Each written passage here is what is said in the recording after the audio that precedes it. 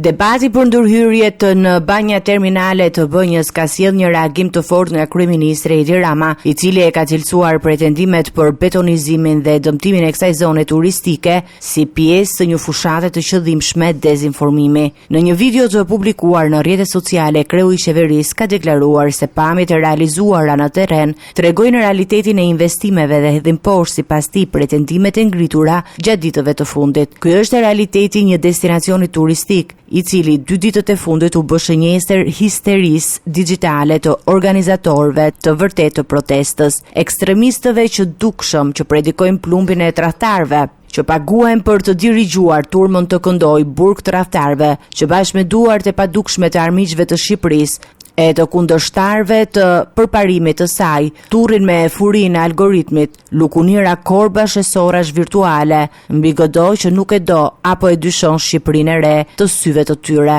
Kryeministri krahasoi projektin e Bënjës me investimet e realizuara në kuadër të rilindjes urbane, duke theksuar se ndërhyrja përfaqëson një model zhvillimi dhe jo një kërcënim për mjedisin. Kemi hyrë në një epokë ku irat e burimeve të komunikimit e të informimit, burimet shkencore, zyrtare apo gazetareske, si ato të kohës kur çdo lajm verifikohej nga 2 burime, rrjedhin në të njëjtin kanale me ujërat e zeza të burimeve biologjike të urrëties, zilis, mëllefit, gënjeshtrës e paditurisë, të cilët kanë avantazhin e shpejtësisë marramundse, që u jep algoritmi dhe të lehtësisë me të cilën ngëlltiten nga njeriu i kthyer në skllav të algoritmit. Në reagimin e tij, Rama ka deklaruar se pas akuzave ndaj qeverisë, fshihen interesa që synojnë të pengojnë zhvillimin e vendit dhe procesin e integrimit evropian. Ai theksoi se përballja nuk është mes qeverisë dhe protestuesve, por sipas tij mes vizionit për Shqipërinë në Bashkimin Evropian dhe atyre që përpiqen të frenojnë këtë rrugtim. Kjo nuk është një luftë mes protestuesve dhe qeverisë,